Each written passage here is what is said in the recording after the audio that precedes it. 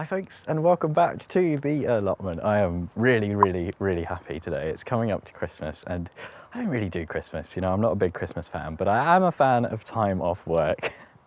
We're very nearly at the Christmas break, it's Friday, and today we're going to do December on the allotment. I'm going to give you a little bit of a tour, show you what I've been up to, because I have been very busy, and first, I'm going to show you all the stuff I've got in the car. It is absolutely loaded. Look at this, absolutely brimming. Lots and lots to show you in here. Some slightly less exciting news. Look at that. Nice dent. Someone gave us a big whack the other day and drove off. So that's fun. Oh, one of those things, but mostly good. I'll tell you what, one other annoying thing. Massive hole in my wellies. Can't believe it. 20 quid Dunlops, fleece lined. These have done me for years and years, but not only have my wellies got a hole in, my other boots do too. My more like my work boots, just both of them gone at exactly the same time, which is typical. So it's just starting to rain a little bit, but the wellies still just about hold up. I just have to avoid the puddles. Anyway, let's show you. Oh, I'm excited. Now, first things first.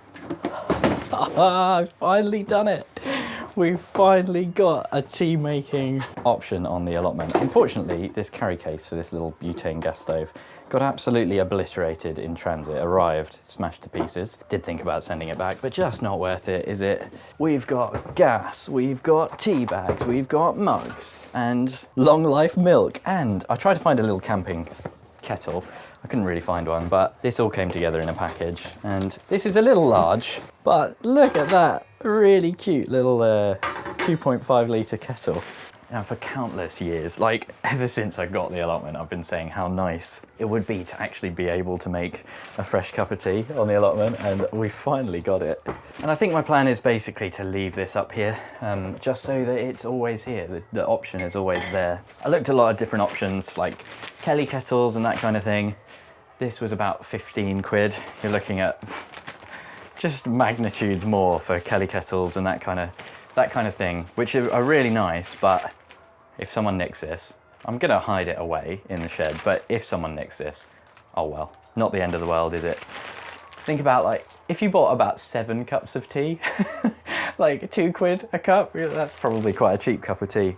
15 quid, it's worth just buying again. Worst comes to worst, you know, if someone nicks it, it'll just be a bit annoying. So before I show you everything else, let's get the kettle on. Do you know how good it feels to say that? There we go, we have liftoff. Probably got to be a bit careful using it in an enclosed area, but loads and loads of ventilation. Got the door wide open, holes in the roof, making the right noises. Oh, this is such a little thing, and something I probably could have done many years ago, you know, setting this up in the greenhouse or something like that, but I'm so excited. It is pretty cold today. I can see my own breath in here. Always looks good, but it's not like proper cold. I cannot wait. You just see the steam coming off.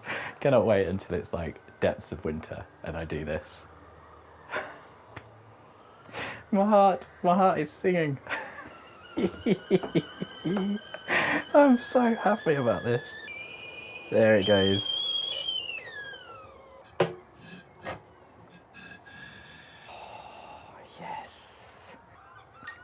Now these little UHT milk pods, not the most extravagant, but I just know that if I had to bring up fresh milk every time, I'd probably just forget. So maybe I'll bring up fresh milk as a treat, and I'll just have these in here as a little backup. But they're not too bad. Such a simple thing, isn't it? But I'm just so happy about this. I feel like this is just the best thing that's ever happened on my allotment, the biggest upgrade I've ever made. Almost definitely not true, but wow. The idea of being able to come in on a really miserable day and just warm my hands up. I tell you what, I've had this weird thing with my hands recently, completely aside from gardening, but I've found when I touch cold stuff, my hands have started to swell up. Has anyone else got that? Like, what is that about? It starts to swell up and get really painful and stays cold for ages. I feel like I've got the circulation of an old man or something like that, but this will be the perfect antidote. Anyway, right, now I've got my cup of tea. I really need to sort out the lighting in the shed. It's very difficult to film in here. I've got like the idea of mounting something up here so we'll have the light from the windows, but let's look what's in the box, shall we? Right, okay, let's do big package first. Probably easier to do this outside, but I never want to leave this shed. Now that I've got it, I just want to spend all my time in here. This thing is heavy. Now in here, I am very, very excited about this. This is one of the first in England. These are very common across the pond, and I've been sent this as a gift by a lovely little non-profit company called Rooted in Bolton. I'll put lots of links in the description. They're a really cool community group, and do definitely check out the description for a bit more info. But in here, we've got a Greenstalk planter. This is just the top. This thing is huge. Look at this. These are all the planting layers, and you've probably seen and heard about these before, but if not, this is like a planting tower. So you fill this whole thing with compost, you water it down the middle. It's meant to be super, super fantastic. And I've wanted one for ages, but they've only just started being supplied in England, and Rooted in Bolton is one of the few places you can get it. So it might be the only place, actually.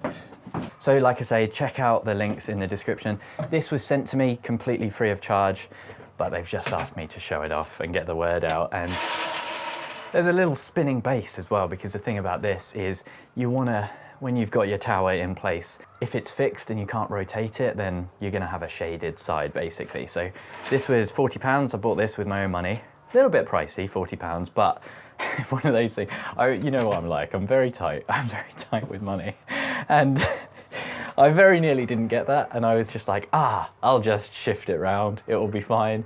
And then I watched the video and saw how big these things were, and when you've got 5 or 6 layers filled with compost, where I just know it'll never get moved around, so I thought, you know what, just buy the base, JB.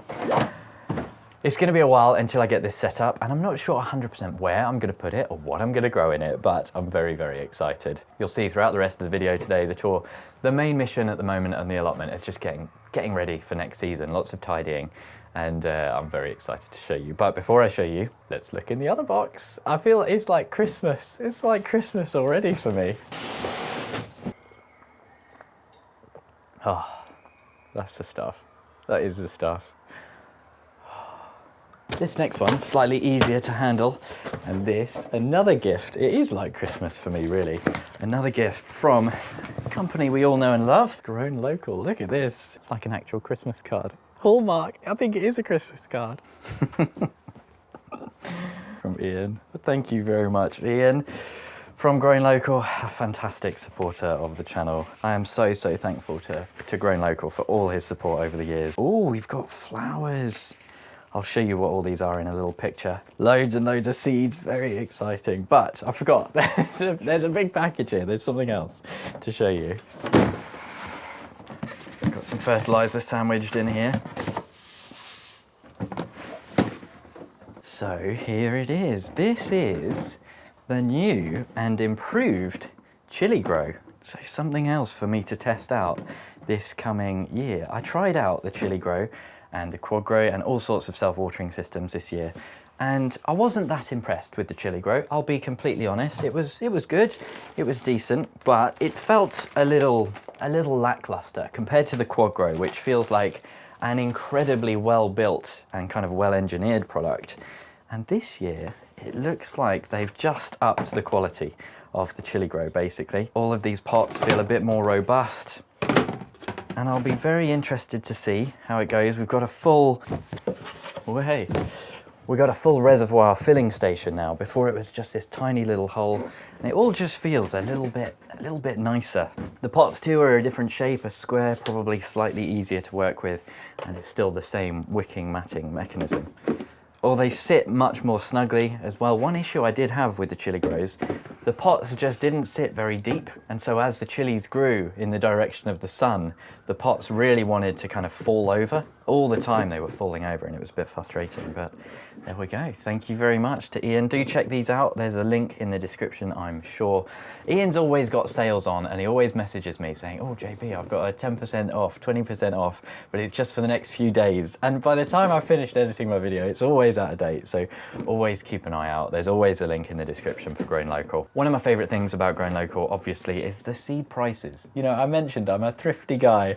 I'm a little on the cheap side. And over at Grown Local, you do get fantastic quality seeds. I always have great germination and they're like bargain prices. You know, a lot of his seeds are the exact same seeds that you can find on sale for 3 times the price elsewhere. So do go and check it out. We've got some flowers and a lot of chilies as well for next year for me to go through. Some cosmos and some calendula, and that's the big thing. Ian has branched out a little bit, interested in getting more people into flowers. That was what Steve always talked about.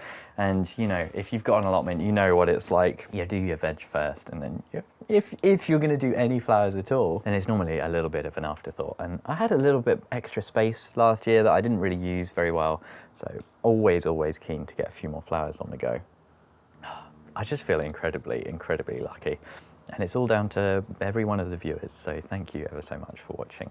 Right, let me finish this cup of tea and we'll have a look around. There's still lots to do over the rest of the season, but it's definitely moving in the right direction. So yes, best part of 3 weeks without a video, and rest assured I have been up the allotment. I've been in fairly good spirits, and that's because I just started doing the big tidy and lots of stuff is starting to make its way into the shed, and I had no idea how good that was going to make me feel. The last 2 times I've been at the allotment, I've spent 2 proper days somehow. I mean, the allotment is so far away from tidy, but it is so much better than it's been recently. And it just felt so good picking up the tools from 100 different places and just starting to get them in one place in the shed. So let's have a look. This might not look like much, but this stack of timber is hours and hours of work. This is lots and lots of processed now and reclaimed timber from the old shed.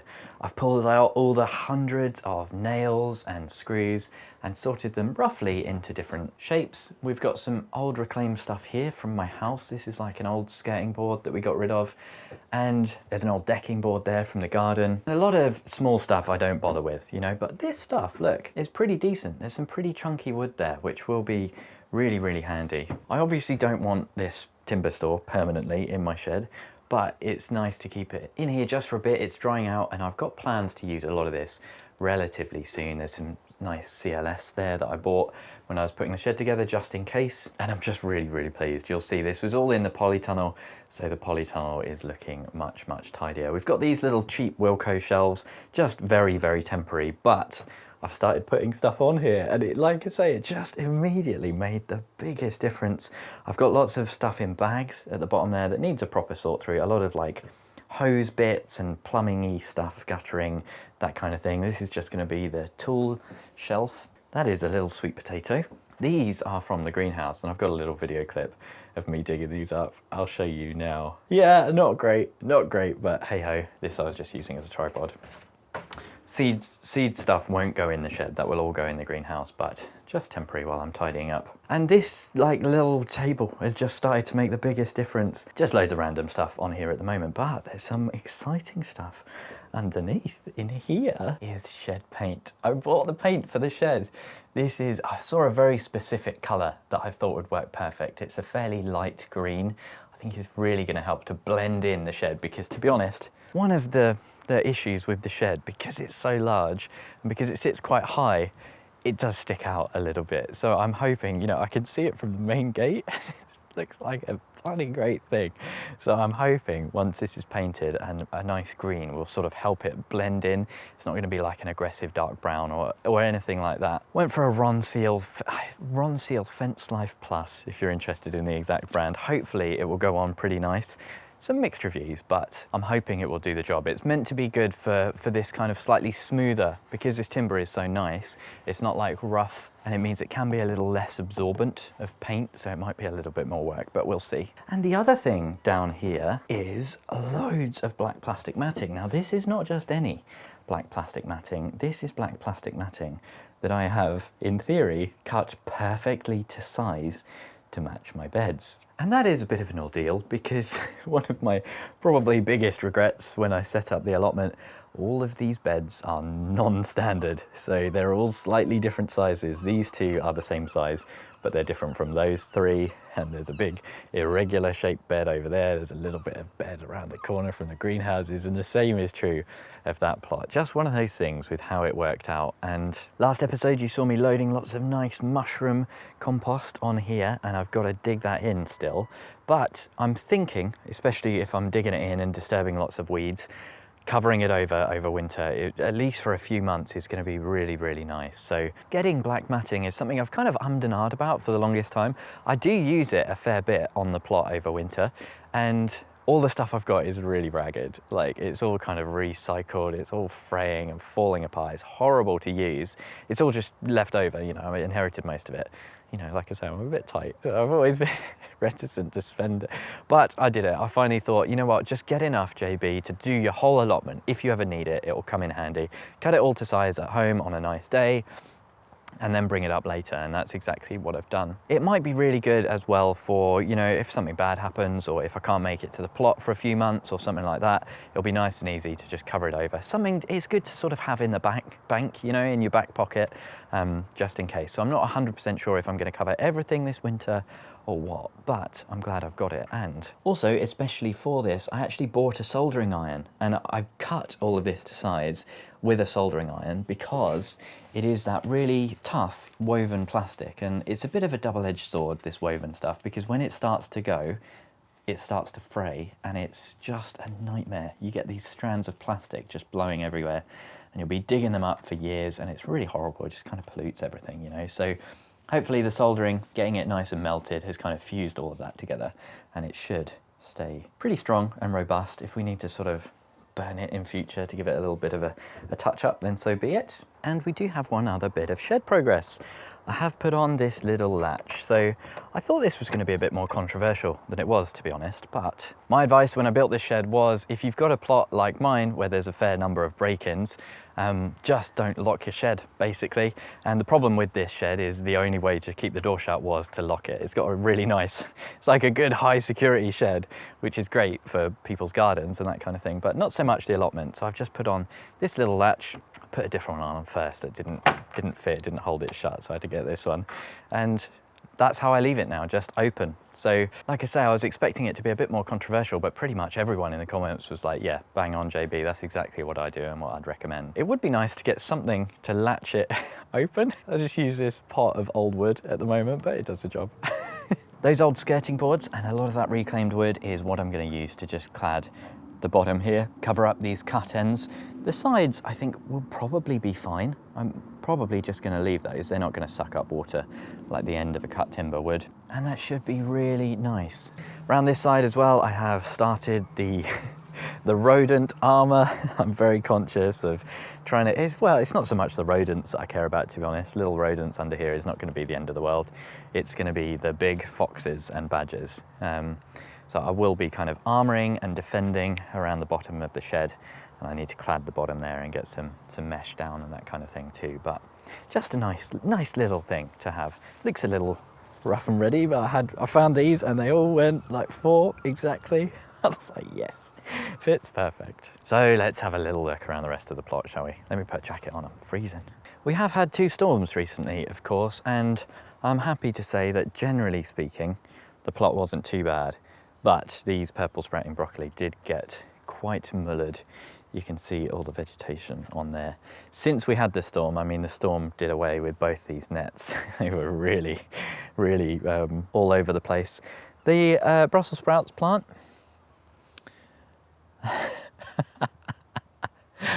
Oh dear. Well, never mind. We've got, I have been in here since the storm and kind of propped up most of these purple sprouting broccoli. That one is still prostrate though, not great. And there's another very, very sad Brussels sprout plant. What are you gonna do? You know, what are you gonna do? You can't get down about these things. Back here we have the 2 mountains. Look at these big bags. We've got the topsoil and the mushroom compost. That was in my last video if you missed this. once again, massive thank you to Growing Local for supplying all this. There's still quite a lot here. There's a lot of material to move, and I'm very, very excited to do that. Mission number one at the moment, main priority, is definitely still just the tidying, but I'm very much looking forward to getting some of the raised beds finished at the back, and then that's where I'm going to put that topsoil. All the beds actually look really good. I'm really, really pleased. There's just a bit of digging in of that compost that I need to do, and then kind of putting them to sleep. The greenhouse now, this is where I have been very busy recently. Oh, it's lovely and warm in here. I couldn't quite bring myself to cull off all of these chilies completely. As a rule, I don't overwinter my chili plants, but there's just something. It's been so mild this winter so far. This kind of start to winter has been really quite warm. We've had a few cold spells, but generally it's been sitting around 10 degrees. And so I've left the majority of my chili plants just in case we have a remarkably mild winter. It's very unlikely. I'm not anticipating this. What? Massive bit of pink cardboard on this replacement pane of glass I put in the last video that I didn't even notice. Okay, well that's nice. But yeah, we'll see. I haven't, I've cut them all back. I've given them a real good trim. You never know. We might end up with some overwintered chili peppers. I just cannot express how good it feels though to have this cleaned out. We've got some slightly sad looking Sweet Williams. These have been quite neglected, and last time I came up they were very, very, very dry. So they seem to be recovering okay. What's all this? I've got a massive box of flower seeds in here. Where is this? Is this mine? Yep, these are definitely seeds that I recall buying at some point. There's loads of green manure in here. I don't know where that's come from. I actually have no idea where that has come from, but it doesn't matter. We've got some chilies here that I harvested and completely forgotten about, but they look okay. Very, very excited about resuming the potting in here next year. The idea is very much to just clutter down, declutter next year. Make sure this is just potting, none of this. Get out of here, this pepper dew. I didn't quite cut this one back because it still looked like probably the healthiest plant. A few little wrinkly chilies on there. This is a lot of mesh. That won't keep out a mouse, but it will keep out probably rats and, well, I was going to say badgers. I mean, a determined badger will get it just about anywhere, but it's enough to deter the foxes, hopefully.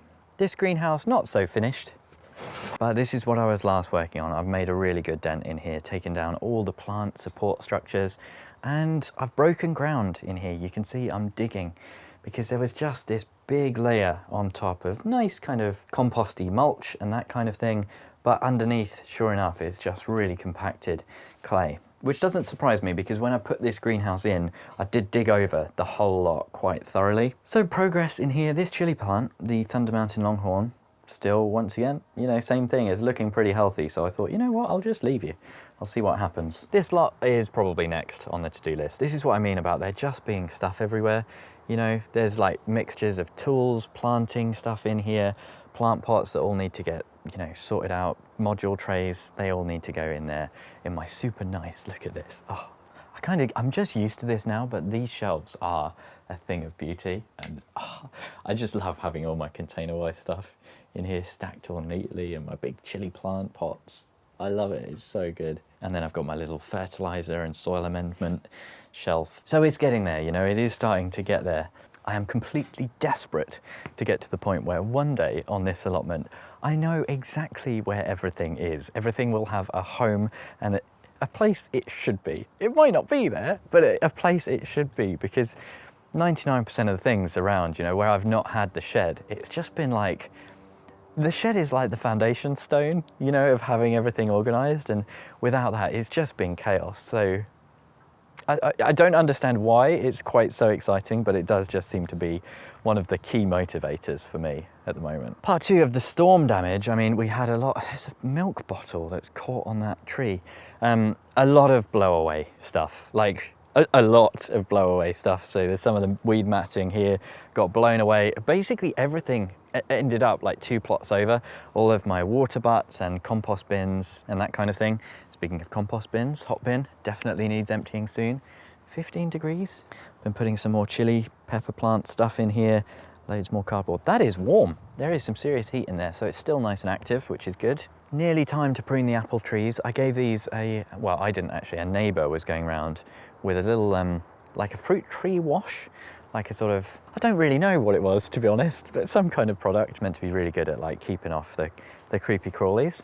It's like nice and organic. It seems like a fairly soft touch thing, but it was nice to have them do that for me. And this, the polytunnel, it's still a bit rough around the edges. I've got a few bits that I had to just chuck in to save from the storms. These Christmas spuds aren't, they're not doing much at all, are they? That's some frost damage. Okay, well, we won't hold out hope for those, but I have got rid of all of the chili peppers in here, apart from the autopot ones now. Can't quite say all of them. But the main thing is that all the timber is finally out. Look at this pile of old rusty nails and a few screws and that I was pulling out of all that timber. You can see I've not tidied up, but just fantastic. There was just so much timber in here, absolutely everywhere. We've now got somewhere I can actually walk. Fantastic, very exciting. We've got the scaffolding boards that are going to become the new raised beds. One of these will always stay in here and become the floating shelf. It'll be time to put that up soon. That's exciting. I still haven't planted my garlic. I'm so sorry. Just have not got around to it yet. I need to have a little sort through my compost and all that kind of thing. This is what I'm talking about when I talk about tidying. This is just like a repository, random tools and all that kind of stuff. All things that don't have a home, they just don't have a place. There's a bloody watering can, Rose. Do you know how long I was looking for that the other day? Really had to use that, and there it is. Oh well. Some autopot stuff in here. Excited to extend this out next year. Have been shopping. Got some more silver grow, which is fantastic, just in time for that. I wasn't anticipating the capacity of those Greenstalk, so I'm going to need to buy all of this again, I think. But we were just kind of out and about, and we went past Maggie's garden centre in Fareham, which is where I get my silver grow from. They always know me when I go in there. They're like, oh, you're the guy with the YouTube video. So I love going in there. I feel like a celebrity. Yes, I'm just here to pick up my compost. Hello. And yeah, I'm very excited to get sowing with that. The crops in here looking really nice as well. I think we might be on for a harvest today. Get a few little winter greens. Parsley's looking quite nice too, and there's some parsnips that I'll harvest. The autopot chilies, I don't know why I haven't got rid of them. Okay, like I'm struggling a little bit to completely get rid of them. I probably should now. Yeah, I'm gonna do this actually. I will get rid of all of these. This champion, just look at all that lovely green vegetation though. Hard to bring yourself to get rid of it, but I need to clean these out. I was quite lax with it last year, and just look at all that mess from the mice. So it'll be really good to get these cleaned out and stored properly. Last year I stored them a little bit mucky, which is not what to do. Is what not to do. Yeah, that's how you'd say that, isn't it? Back around outside this repository, storm repository number 2. This everything on here was just flown away. Absolutely all over the place. So a little bit of last minute, just get it in, weigh it down. There's water butts and little compost bins and that kind of thing. I've had a little idea. I'm thinking I might move my compost bays where they are currently, and these plum trees, this cherry needs to come out as well. I'll do that this winter. But these plum trees at the back, just completely useless. And there's a really good chance I'm just going to get rid of this and this and turn this into a little bit more of a composting area. It'll be nice to have it tucked away. Might just start using those black Dalek composters, that kind of thing, but we'll see. I'm not committing. We've got a really nice bed of leeks over here. Well, I say really nice. They're kind of small. They're little dinky leeks, but mine always are. So it's just on brand. These are JB leeks. They seem pretty happy though. So we're just going to start taking those as we need it. This bed, a little weedy. This is the one that's had a lot more homemade compost. But yeah, there's not much to show you over this side of the plot, to be honest. It will all just kind of take care of itself until next season now. This asparagus bed looking really good. That's going to stay as it is, and this is the bed that's going to be all reconfigured. I've had about 20 different ideas for where exactly I'm going to put the Greenstalk and what I'm going to do with it. I do think there's a good chance it will end up either in the polytunnel or in my small greenhouse. Might be best for it actually. The little bit where I had the sweet potato pot last year. I think it would go really nice there. And one of the main things I do want to grow in it is strawberry plants. It's one of the things I've struggled with the most. Just cannot grow the things, and having something that's easy to harvest, easy to water, undercover, protected from the birds and all that kind of thing. I think strawberries are a good candidate for it. hopefully you can see why. I've just got my plan. The main activity at the moment is just tidying up. I made a massive to-do list, like a big winter project to-do list a little while ago. And you know, I've just started tidying up, and now that's my to-do list, just tidy and do it as you go sort of thing. And it just feels fantastic. I'm really getting through a lot of stuff, really enjoying it. And I find it a real struggle to film, to be honest. We were talking about this on the Potty Mouth podcast. It slows you down so much. I love filming, I love showing people what I'm up to, but when sometimes you've just got really boring stuff to do, like repetitive, boring stuff, you can make a video out of it and it's nice enough, but it takes 4 times as long, you know? So this winter, this December, I've just gone, you know what, get the plot ready. Worry about the videos a little bit less. So hopefully you understand the reasoning behind that and you're not missing the videos too much. Massive thank you to all the patrons who keep that support up, keep me going. So that's it. The allotment in December. I've come back into the shed. Can't resist it. I'm gonna make another cup of tea and then there's loads more tidying for me to get on with. So thank you ever so much for joining me. I feel so lucky to have the YouTube channel. I really do, and all of the support. An extra special thank you, of course, to all of the Chili Pepper tier patrons. Tony, Bill, Pam, Mel, Michael, Socks, Dorcas, Louise, Andre and Brett. Hopefully I'll see you again next time.